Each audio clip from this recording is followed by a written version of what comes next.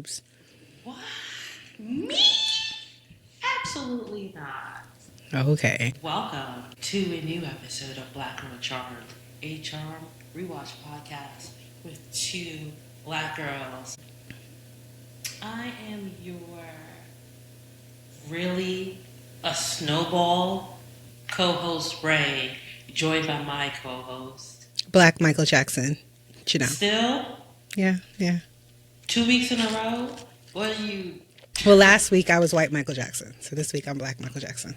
I feel like you were Black Michael Jackson last week. White Michael Jackson. Maybe. Whatever. I'm one of them. It is what it is. You're taking this vitiligo too far. Yeah. Hopping directly into the report. No banter. No lube. Straight episode. I didn't consent to that. Oh my. You were like, I want it nice and tight. I do. I do. 50. So, no banter, no lube. Let's get into this report. Okay. As you guys can see, the natural hair is back. The braids were taken out finally. And because this wasn't a normal takeout process, I watched movies instead of putting on a show because I didn't want to get too wrapped up. So I also had to edit last week's episode. Yeah. So movies-wise, I watched Eternity on Apple TV. Loved it. It was original. It was romantic. It was fun. You like romance? Yeah, I like happy movies. This world. Do you? The world sucks. Why would I want to watch something sad? Hello. Doesn't make any sense. Speaking of romantic movies, I watched the best. This movie was so good, so simple, so sweet. If you have Netflix, definitely watch. Same time next year. It stars Ellen Barkin.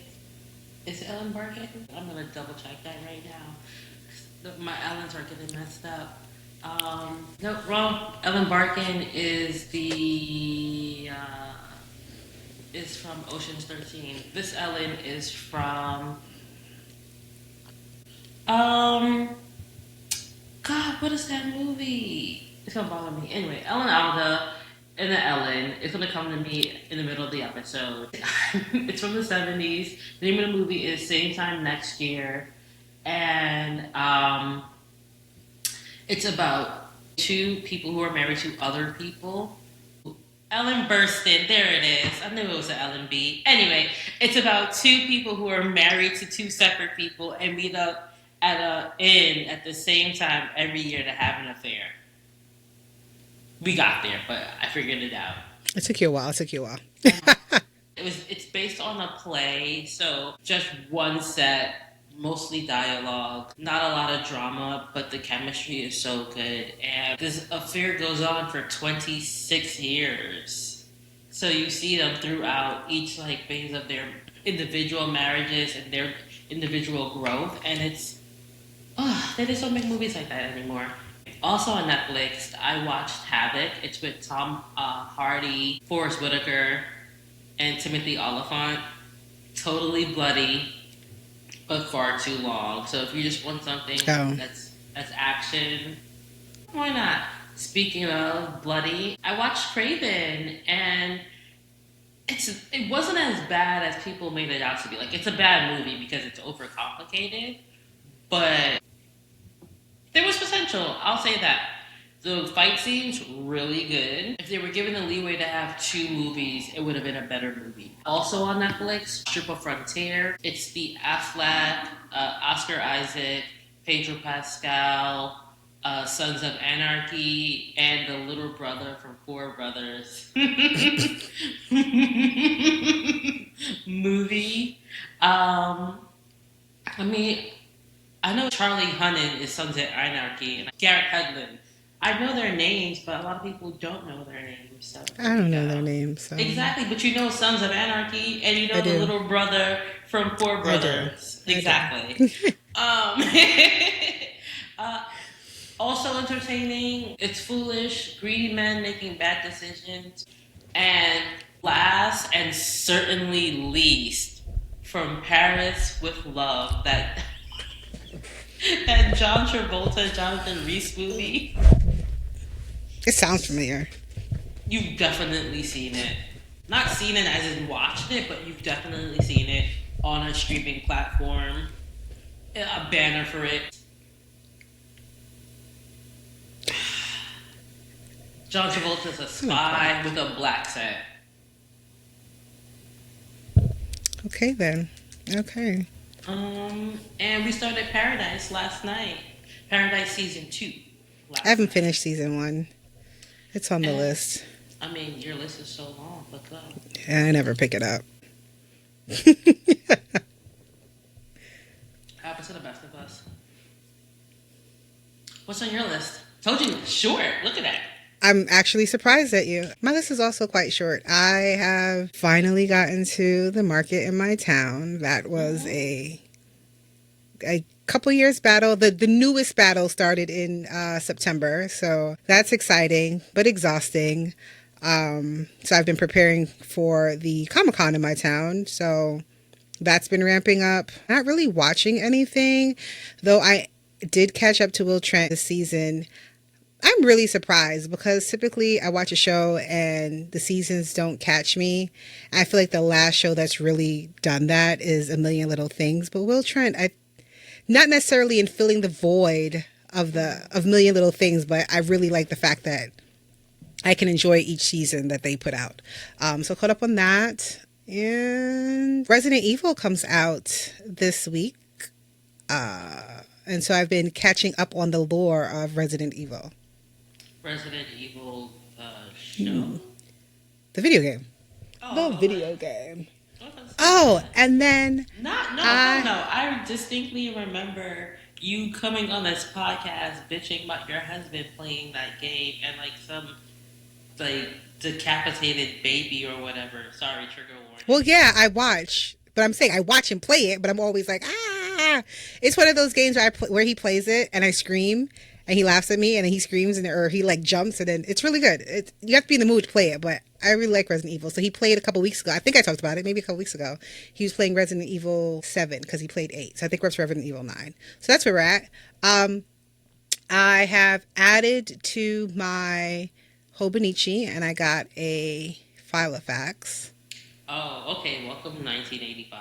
So I am trying to be a little bit more organized at work and put it out there on my little TikTok on what would be best, and talk to a couple of friends, and they were like, well, get tabs, you can get a book and get tabs and do that. And I didn't necessarily want to do that. So I went to a journal store and she had recommended Filofax and somebody else recommended a Filofax. I really wanted a Filofax Malden, and I had a personal size Filofax Malden about a decade ago and sold it. Worst decision ever. I mourn it every day.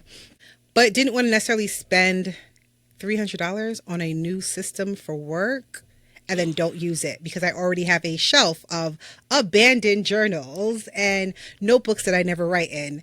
So I got the graveyard of creativity. Right. I got a basic Filofax. And if I use it for 6 months, I will give myself a pat on the back and get myself the Malden. And then I made myself a traveler's notebook or a Louise Carmen. I just actually have to go put the strings in it now. The strings just came in today. There were no strings on me. Sorry. But other than that, yeah. So I've been busy. I've been creative, but not enough time to like relax. Yeah. What's going on with your mic? There we go. Much better. I'm sorry, guys. I realize I talk with my hands a lot, and not every desk is mounted to the floor. So if I bang, you hear the mic. So I've been trying to be better at that and had it far away from me. But I will do my best to keep my hands to myself. You might hear some slapping. Oh, Lord. Some slapping. But You're always slapping on the table. Don't slap the table. I know. I'm talking about myself. You might hear me slap my thighs. I talk with my hands. I don't know. This is why we had baby. This is exactly why we had I her. talk with my hands too, but I don't beat myself up. I like to move, and I'm very the expressions, they come Always out of showing the me. titties. I can sneeze and you will see them. I don't know what you want me to do. Button that top button. All right. Have some respect for yourself. I can't put in it under these conditions. There you go. You said top button. I just like went straight to the top and didn't even do this one. Anyway. God. I said no banter, no lube, and look at you flirting with me. I always flirt you wrong. Stop. Anyway, we are on season 5, episode 3, Happily Ever After. The original air date is September 29th, 2002. The writer this week is Curtis Keel. He was a story editor since season 3, episode 21, Look Who's Barking. But his full credits are in season 4, episode 7, Brain Drain. Monica and Allison are back, but they serve as story editors. The director this week is John T. Kreitzmer, credited as John Kreitzmer when he directed the pilot, where his full credits are. The guest stars this week, Grams is back, Sean Patrick Flannery as Adam Prince. I've met him. He's so sweet. We talked about 1999's Simply Irresistible and Boondock Saints, 2 out of his 120 credits. And because I am such a proactive person, I have already scheduled the Instagram post of our photo. So when this episode drops, you will see the proof of our meeting. Natalia Nagulich as Evil Witch, 160 acting credits, including The Young and the Restless and The Practice. Danny Woodburn as Dwarf, and I would say Head Dwarf, I guess. 103. Do we call them little people?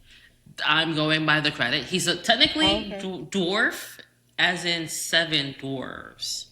Even though, because they said we go by little people now, but the credit says dwarf.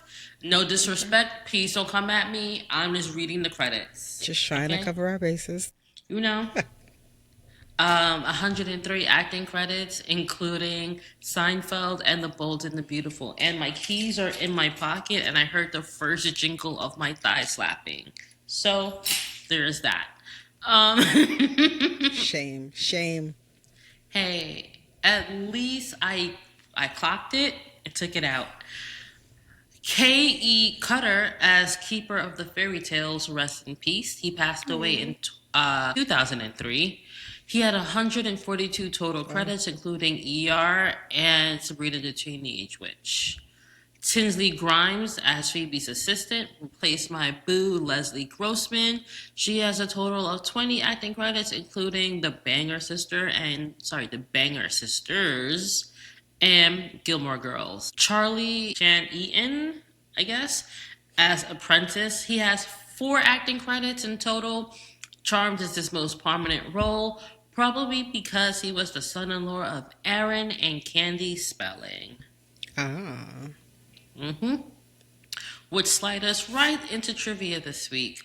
Phoebe confirms that her favorite story is Cinderella, which was first mentioned in the 3 Faces of Phoebe in season 4. Paige dies for the first time in this episode when she is turned into Snow White. Rose McGowan will later play Cora Mills, the evil queen's mother, on Once Upon a Time.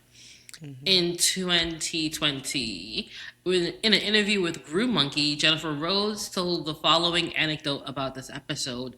Holly and I were supposed to fall face out on the floor right next to the camera, and when I landed, it hurt, so I muttered an obscenity under my breath. Holly said, "Grams, did you say blank?" And I'm thinking maybe shit, fuck. It's probably fuck. If it hurt, a nice good, fuck. Anyway, Jennifer replied no, and the cameraman said, "Ooh, yes you did." And I thought that was cute. And I packed all my Sean Patrick Flannery trivia into one big note to save us time. So, Sean and Alyssa worked together on the 2001 miniseries adaptation of The Diamond Hunters. Sean stars in Boondock Saints with Norman Reedus, who would eventually become a season 5 love interest for Paige. And for me, and I'm assuming a lot of other watchers, it was strange that we booked Sean Patrick Flannery of Simply Irresistible and Boondock Saints fame for just one measly episode, and this wasn't even a good episode for him to pop in on. And I wanted to know why. He did a Reddit AMA a few years ago where he mentioned it was supposed to be a larger arc, but by the time they needed him again, he had booked another gig. And it is believed that is how we got Eric Dane as Jason later on in the season. That makes sense, yep. And with that, I say rest in peace. Because my God, we left the studio and then he died. Yeah. Were you out of the studio yet when I texted you? No, I literally hit the sidewalk and it was like, he gone. I posted my feelings on the Tiki-Taki page. This is fucking bullshit. I'm just tired of it. Anyway, Eric Dane trivia. Okay. He was the one that persuaded Alyssa Milano to cut her hair and to get a nose ring. I learned that today. Oh, I saw that note. And I have something spicy to say, but I'll save it for when it pops up in my notes. There was no music in this episode, which makes sense because there's not a lot of music associated with fairy tales that can be licensed because, Disney. The IMDb synopsis is: an evil witch kills the keeper of fairy tales and forces the sisters to relive them. Phoebe is controlled by Cinderella's glass slippers. Paige bites into Snow White's poisoned apple, and Paige and Grams fall prey to a wolf. The DVD synopsis is: when an evil witch traps the charmed ones in warped classic fairy tales, Phoebe as Cinderella meets an evil Prince Charming, Paige eats a poisoned apple, and Piper goes head-on with a big bad wolf. The Black Girl Charm synopsis is: an evil witch kills the keeper of fairy tales, and after finding out she isn't the baddest of them all, she's determined to change that by turning Phoebe into Cinderella, Paige into Snow White, and Piper reluctantly. She lives through Little Red Riding Hood when she'd rather be getting magical parenting advice from Grams. With that, I only have 9 notes once again this week. I have a few actually wrote down my thoughts. I am so proud of you. Okay, go ahead. I'm ready. Note number 1. At this point, I stopped watching Charms weekly because Sundays were The Wonderful World of Disney at this point in Alias. Okay. So I thought this episode happened later on in the series. Okay. It doesn't feel like episode 3, if that makes sense. Paige and Piper have the best big sister, little sister relationship. It is the perfect mix of, I absolutely cannot stand you and I need you to get away from me, with, I love you. Oh. I know. So the witch can hear the loose nail, but not the keeper. So I wrote, every day she asks you, are you dead yet? And y'all aren't concerned. I mean, to be fair, my op that got trapped in a mirror will probably ask that. So I'm not going to hold that against them. But in relation to that, if your op is stuck in a mirror and every day asks you if you're dead yet, would you not make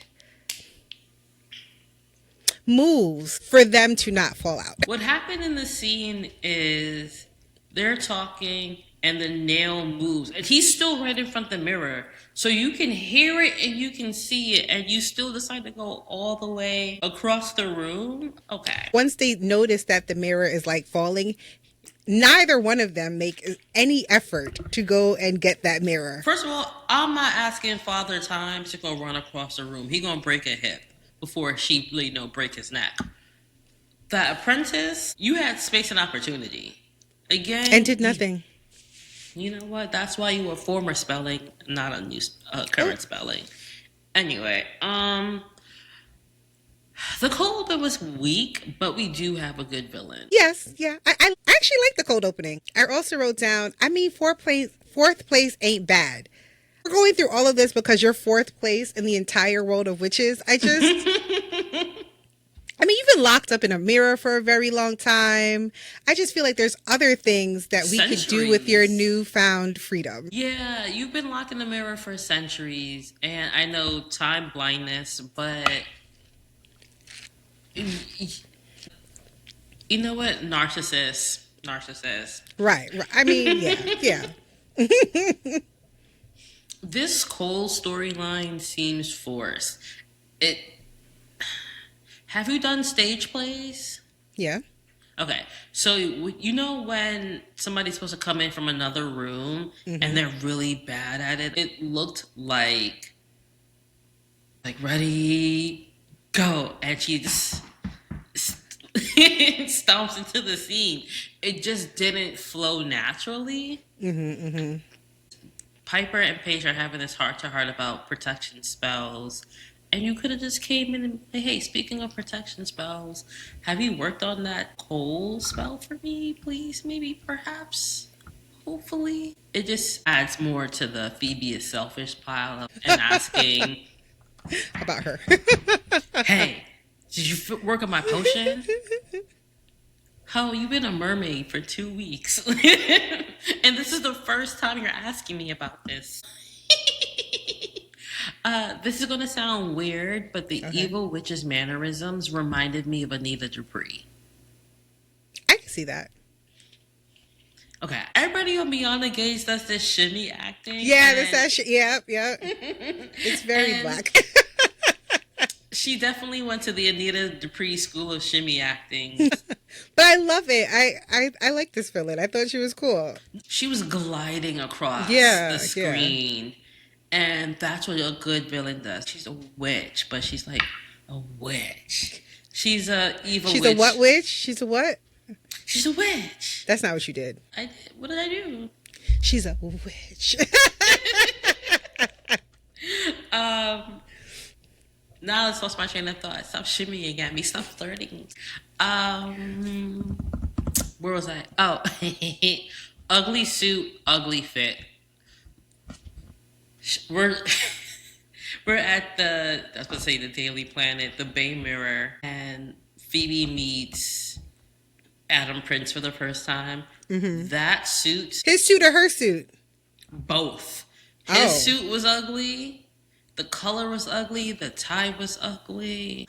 It was not I was just cool. admiring how handsome he was. I wasn't even looking at the suit. I know. Again, Sean Patrick Flannery, friend of the show. You know, it's so funny, though, because every time you say Sean Patrick Flannery, I think of the guy from, what movie is that? Live your dreams. It's not as hard.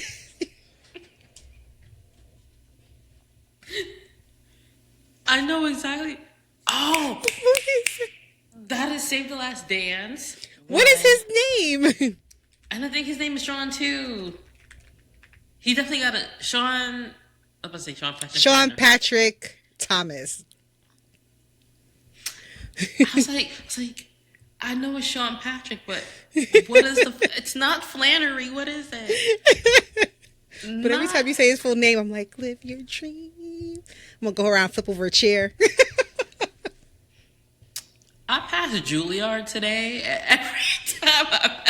Every time I pass Juilliard, I'm always like... I'm sorry, I went on a tangent. My bad. No, you're fine. I'm going to park it right here for 2 seconds. How did she get into this school? How?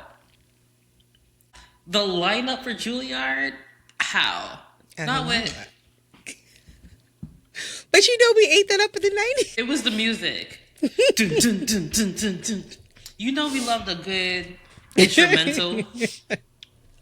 You see, the fits were so ugly, we went on a Save the Last Dance rant.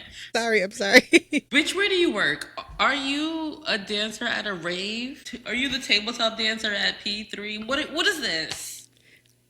They bumped into each other. They spilled he spills the coffee on her, and then he's like looking at her chest. I don't know if this, I'm hoping that it was a call, a play made. Cause I was like, oh my gosh, like that's what we're doing. You're about to buy my paper and you're looking at my chest. You're gonna spill water on me or coffee, then dab my chest and then stare at it. Wrap this shit up. I don't no longer have to work. Piper, you're good. You're set for life. Run that check.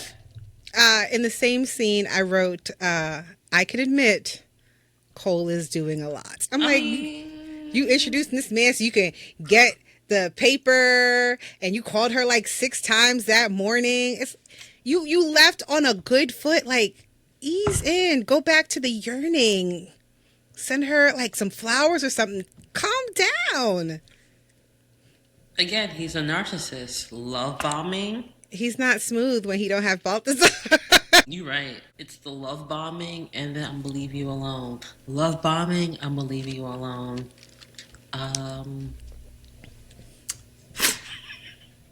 I'm tired of the hormones dismissal. So it literally feels, since we left them last week, Leo has just been attributing everything to hormones, and I'm sick of it. I'm sick of it on this show. I'm sick of it on every other television show. Yes, pregnancy needs hormones, but sometimes bitches just be dumb. Yeah. I will admit, though, when I was pregnant, I was making stupid decisions. I'd be forgetting things. I was really hormonal.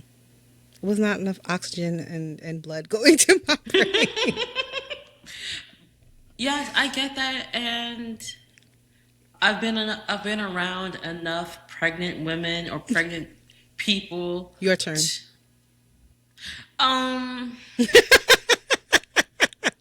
Sorry. I have children. I got 2 of them. No, you don't. No, you don't. You return them. Doesn't count.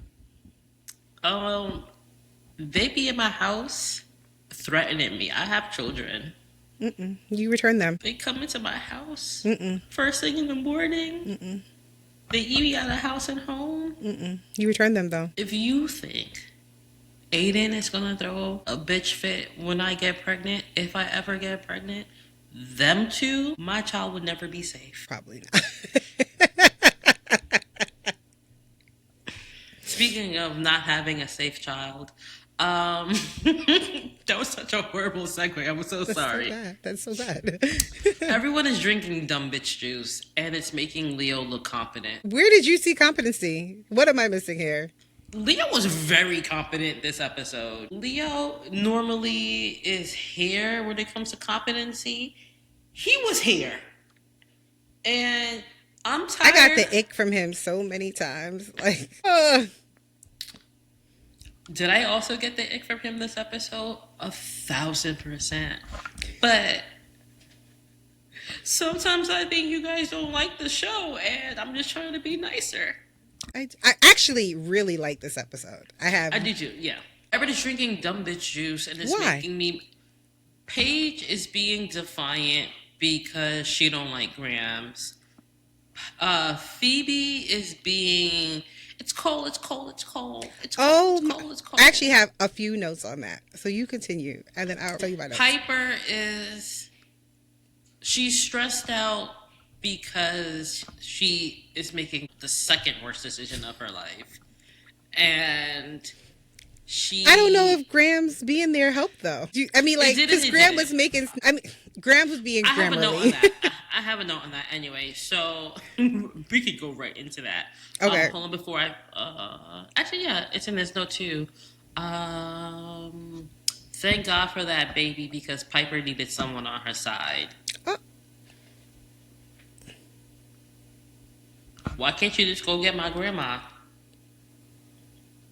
I tried to do it myself. I can't do it. I'm asking you for help. Go get my grandma. Because he couldn't do it. There's a lot of things he couldn't do that he does. No, I meant like literally. He's incompetent, not because he couldn't. Anyway, Grams, you didn't raise these girls in the Wiccan religion and are mad that Piper is lost. Typical boomer behavior.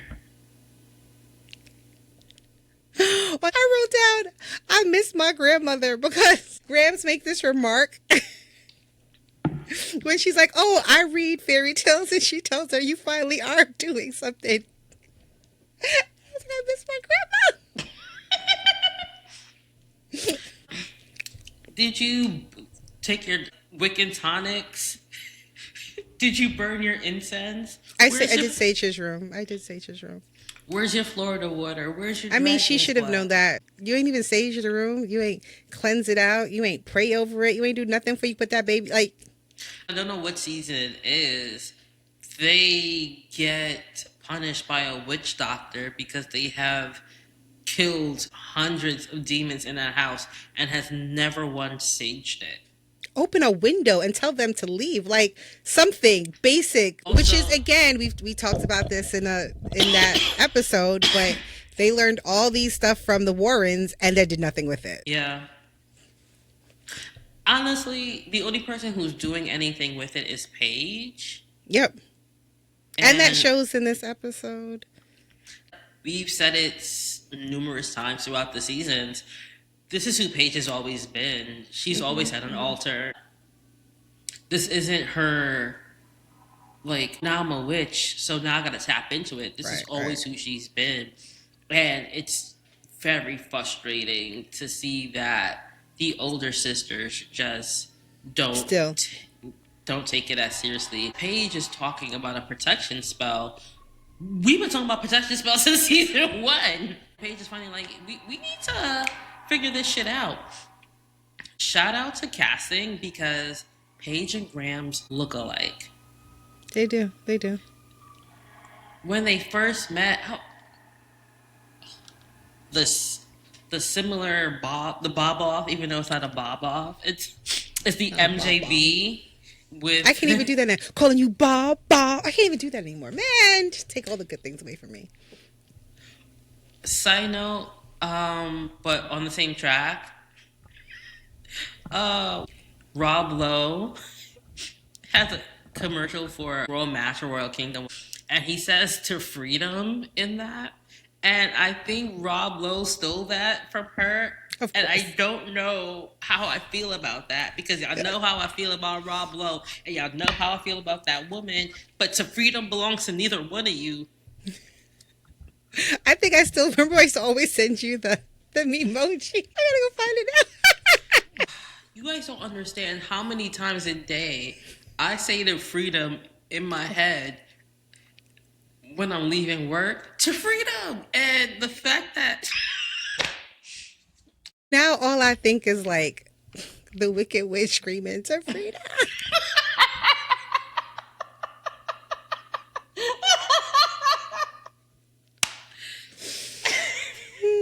Next shout note. out to casting because Grams and Paige look alike.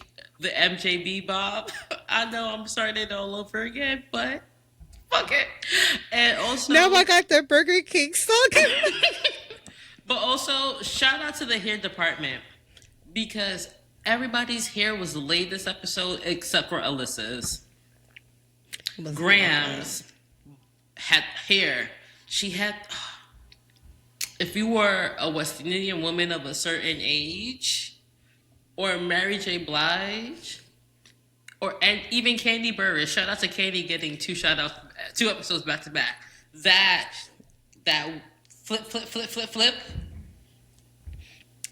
That was your go-to. Grams, her flip up, laid. Paige's bob, laid. Leo's... I didn't like Paige's hair. Had more body and more belts than Phoebe. It did. Leo, he looked like he just came off, what's the word I'm thinking about? From like basic training with that. But still look better than Phoebe's. Cole, they had a new conditioner for my bands. His hair was all shiny and sleek. Again.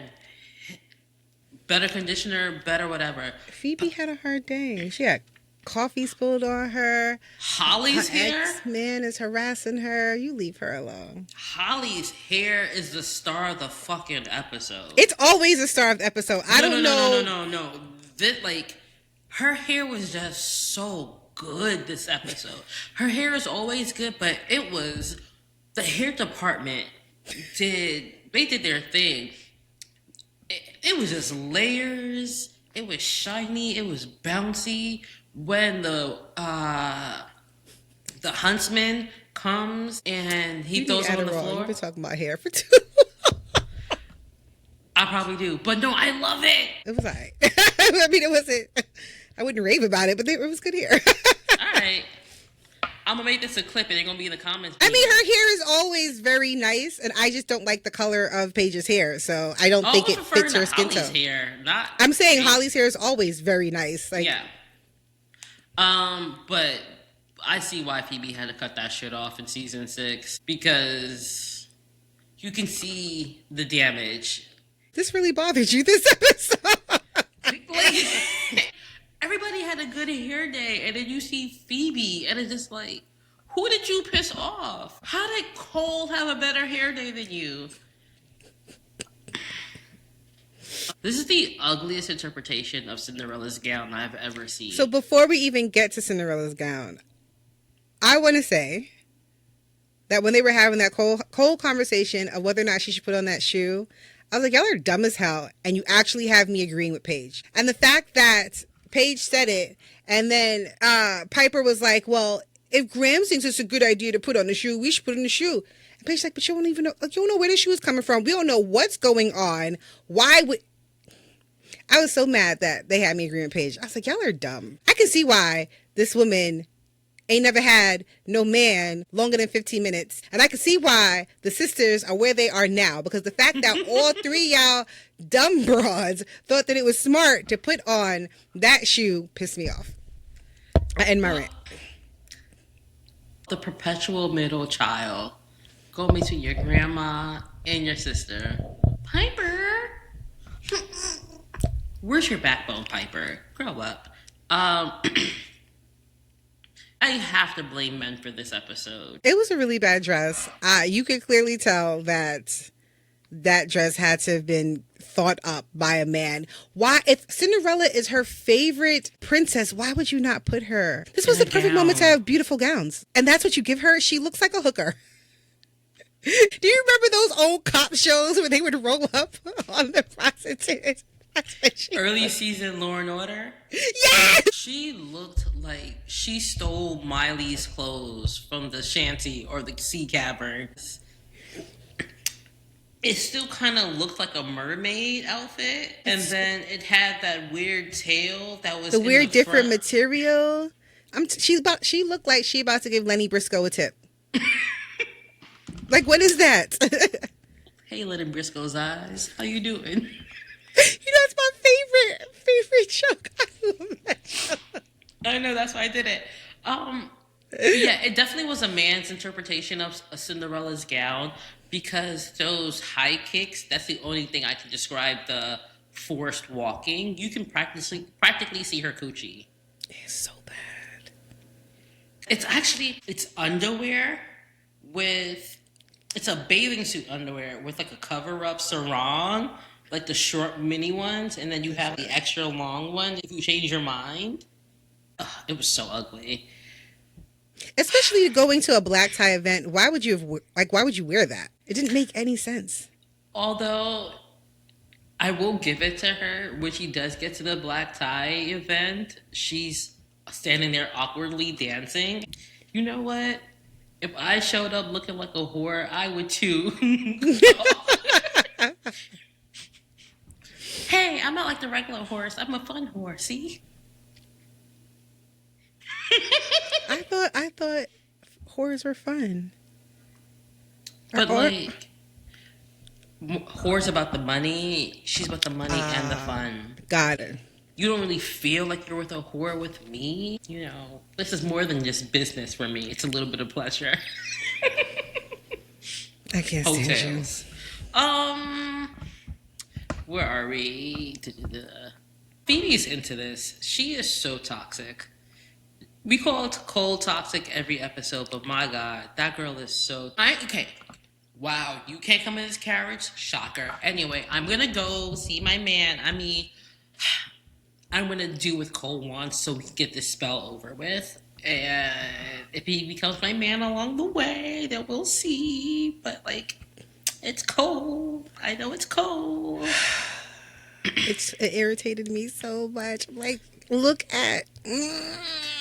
This is 23-year-old behavior, and you're 27.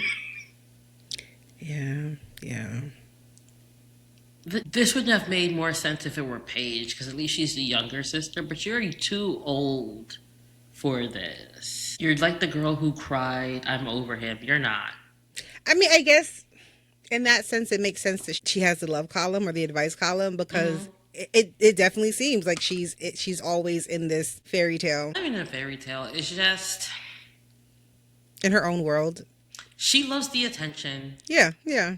If this was 2026, Paige would see her location at the penthouse and orb over there immediately and drag her out by her nipples. Like, girl. By her nipples? It's Paige. Cole would have a ward. She wasn't getting in there. She'd have to wait outside till she come out and yell at her. You're right. Because somebody believes in protection. Anyway, Gramps knows how to manipulate her girls in the best way, and I love that. Like your grandmother. Yeah. Yeah. Yeah. This episode appears to be zooming, and it may be because we finally have a competent villain.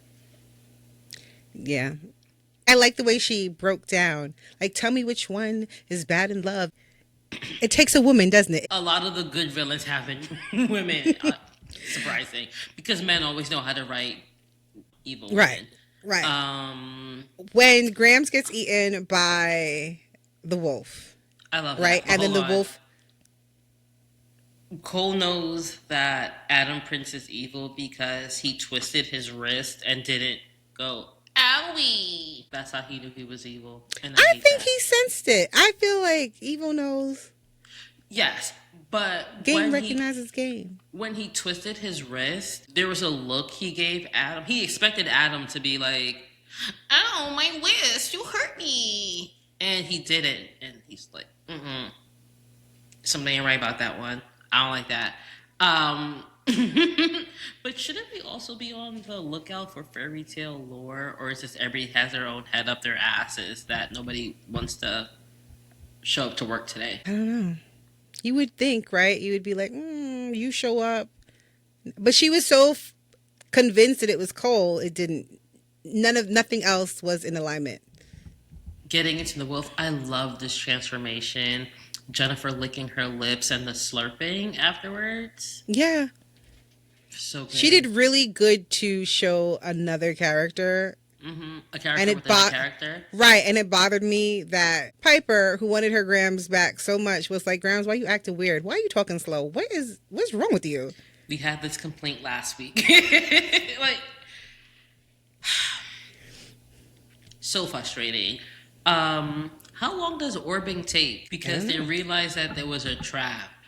And by the time they realized it was a trap, Gramps already gotten eaten. As per Cole, it takes him 5 seconds to get from anywhere to anywhere. So how long does orbing actually take? If your throat is big enough, it shouldn't take that.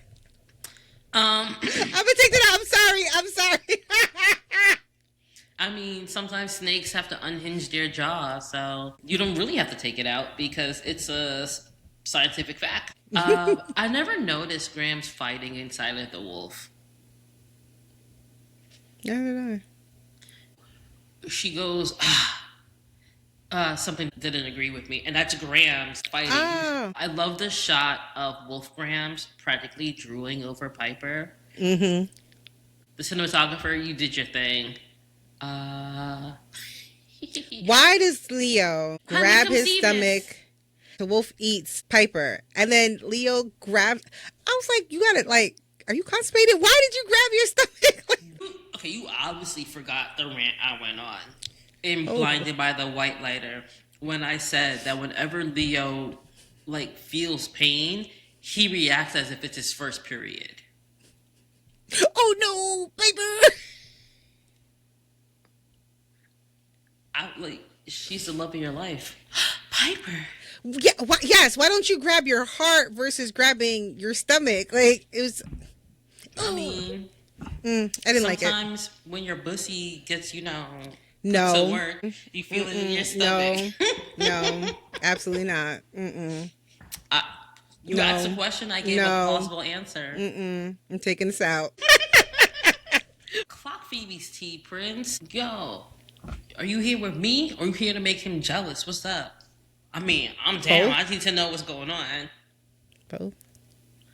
I'm over Cole being the default villain. Yeah, it didn't. He's been the default demon for the past 3 episodes. Can we, and it bothers me again because the only reason why he was even evil again in the second place was to save y'all bitch asses. And y'all just turned on him. Y'all even fight like to get him back to good. To get him back to good. Sorry. Rob Thomas coming out with a new album. I'm so excited. I don't want to be lonely no more. I don't want to have to. Okay. Anyway, but I understand what you're saying. Like, girl, this man told you he yearns for you. He wants to be with you. What sense does it make to attack your sisters if he's trying to prove to you that he's good? It's such. Same sense it made for him to kill those 3 fishermen last week. It's so underhanded in his villainry. That's just not how Cole works. You don't know your man. That's season 3, Cole. If we're being honest, we season 5, and he did it better. Like you wouldn't have realized that it would have. He went under the radar for most of season 3, girl. Right? Come on. I'm upset that you don't know me. What is wrong with you? I'm offended. Cheap parlor tricks? Get out of my face. The acting is good in this episode for the most part. I do remember, do you think she knows she's a witch? From the trailer. That beat always will be funny. This episode came out in 2002. 24 years later, still funny. That's one of the funnier lines of the episode. I do like it. Not my problem. No problem. Whoever picked that as the drop for the episode, because that was on radio and that was on... I don't think I've ever heard a Charmed radio ad. Yeah. Every so often they would do a Charmed radio ad and it's so weird. Like, what year is it? I also have Snow White Paige, fucking stunning. She was gorgeous. The pale skin, the long black hair. Maybe if you had given me long black hair, Paige, which I understand why they didn't, I would have been excited. She is gorgeous. Snow White was perfect for her. Damn, I love a competent villain. She was so close. Speaking of competency, where has this Leo been? Because... where do you see the competency? I'm so confused. Where was the competency? That man looked like he was so afraid to swing at the wolf. He was wait.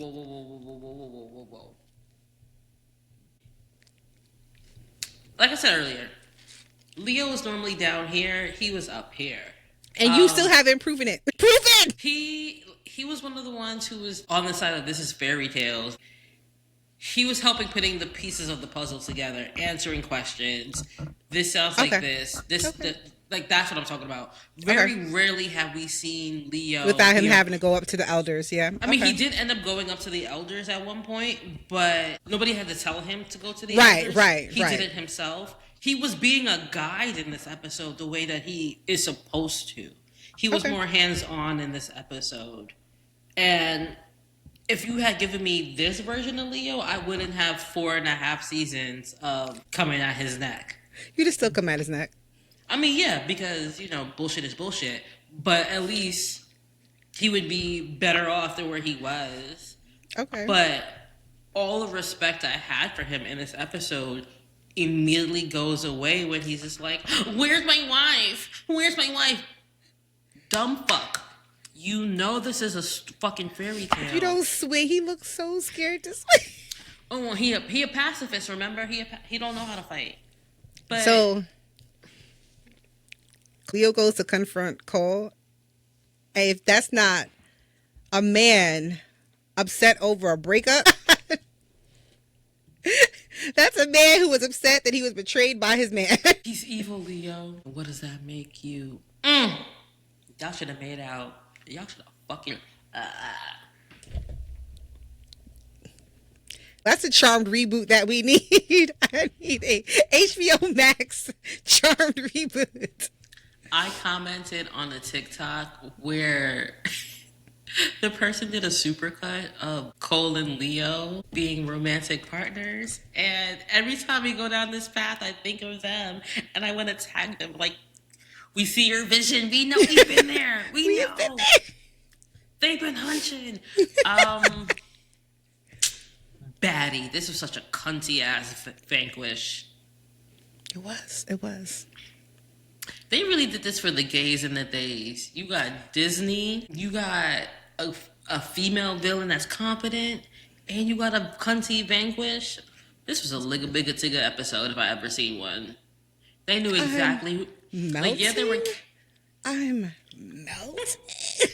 Like, yes, they wanted to get the men by having Phoebe be practically naked this episode, but they also knew that their core audience is the Ligga Bigga Tiggas, and this is for them. This is for us.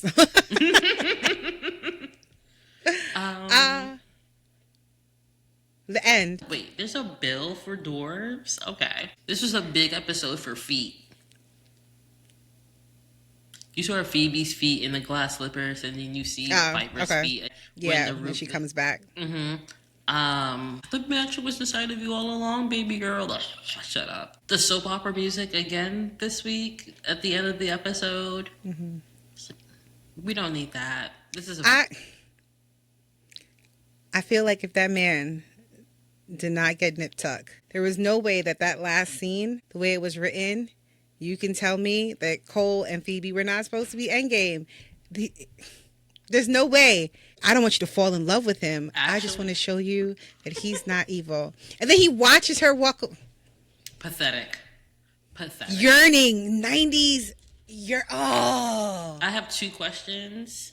Well, two notes. Where did the outfit change come from? Because she went into the glass slipper looking like a punk rocker raver. And then came out like she was going to like a cotton court. Oh, he brought her a new shirt? Yeah. Got it. Bibbidi bobbidi boo. Somebody got to be fairy godmother. Also. Wait, can we say bibbidi bobbidi boo? Yes. Okay. Honestly, the ending was cute. It was very sweet. And then it went to pathetic. Because why didn't you just poof your ass on out? You gonna watch her walk on... No, I loved it. You gonna watch her walk on out your life? And then stare. So good. And then stare. Oh. No. So good. No. I loved it. Actually rewound it and watched it again. Just to, because he liked the way he walked. Oh. No, thank you. 100% yes. Yes to the dress. No, not that dress was hideous. So I think I would put together like a bunch of early 2000s yearning songs. Oh, you're going to add to the playlist that you stopped adding to?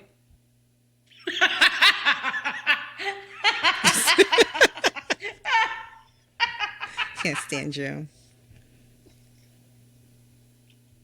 I don't even know what would be a good yearning song for that one. I gotta go deep into my R&B files to find one.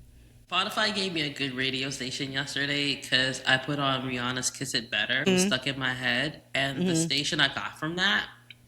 Send it to me. You're welcome, guys. I did like this episode. There were tweaks that could have been made that would have made better sense to the story. Yeah. Overall. It's very weird to me that Grams would use fairy tales as their Bible, but still not raise them in the Wiccan religion. Man, I don't even know what you want me to say that. She thought she was protecting the girls by binding their powers and not mentioning it. She did not know that she was going to take a roll and roll out the door sooner than she had expected. And here we are.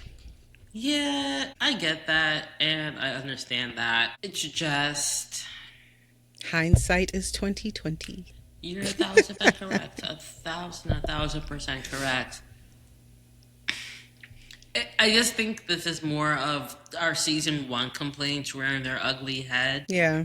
Because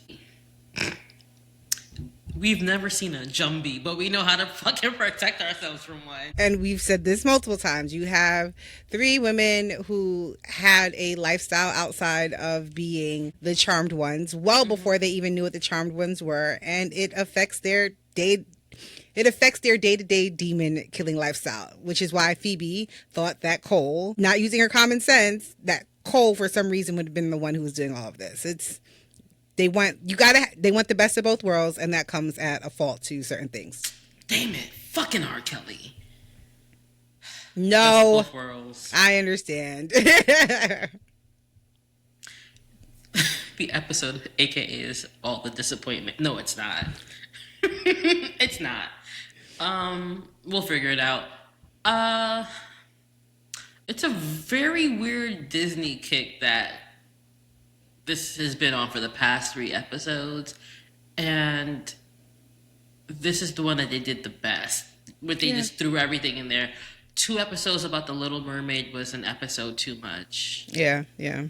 But this also felt kind of stagnant because we just had 2 back-to-back episodes about a fairy tale. I actually really, this one kind of like pushes Little Mermaid out of my head for me. I really liked it. It didn't feel stagnant. It felt like we were moving somewhere. I mean, story-wise, stagnant, because we're not thinking outside of the box. We literally went from the Little Mermaid. Oh, okay. And then we went to Cinderella. We're still pulling from the same inspiration gene pool. This is one of the better pulls from the gene pool, I'll say that. There's a little bit of story tweaks that could have made it, go from a 7 out of 10 30-inch middle part bust down. But yeah, this was a really good episode, very quotable. Do you think she knows she's a werewolf? The wolf, not our department. The dwarf again, or the little person saying, "Next time, get yourself a prince. This will be easier." This very, very fun, very easy breezy, beautiful episode. I actually really liked this episode. I gave it a 9 out of 10 poisoned apples. I thought it was great. I laughed. I loved the yearning. I think it was much better than the previous episode that we had. And I really enjoyed, I have a note that says, y'all got me agreeing with Paige here. I really enjoyed Paige in this episode. Maybe because she was asleep for half of it. I don't know. But I really enjoyed her in this episode. The audience will hate us if we don't bring this up, but her and Grams finding that common ground was also really good to see. Like, all right, look, Miss Halliwell, back the fuck up. All right, I got my grandma. Right. Back the shit up. You're doing too much. You're being mad pushy. You want to hug? I don't even know you. It was a little pushy, but she's also dead. Like, yeah. She was like, "You knew I had a job. You know I quit my job. I peak. You peak." I actually didn't really like the whole. We're gonna talk about. I really didn't like the whole Paige versus Graham thing, because you sit here and you say, "Oh, I knew I knew I had this family. I knew there was something more out there for me. You guys are my sisters. You guys," and then you meet your grandmother and you're like, "I already have a." It's just weird. You can have more than one Grams. It's weird. Take the hug from the dead woman. I get it. I mean, yes, 1,000%. I'm on your same thought train, but I do also get the fact that I also had a whole life outside of this family. Yeah, but nobody's like, we're telling you to replace your. It was just for how she has approached meeting everybody else. It's weird that she would approach Grams this way, because Grams approached her that way. If she had been the one to, so you got me disliking Paige now. Let's leave it where it is. I actually really liked Paige in this episode. No, she was very. The fit was like, again, wardrobe had everybody looking good except for Phoebe. They had it out for this girl. And then I wondered, what did Phoebe do to make those motherfuckers mad? I want to I literally just want to interview It's bothering you so much. It is, because how does everybody show up to work looking... I mean, outside of the dress, I didn't think it was that bad.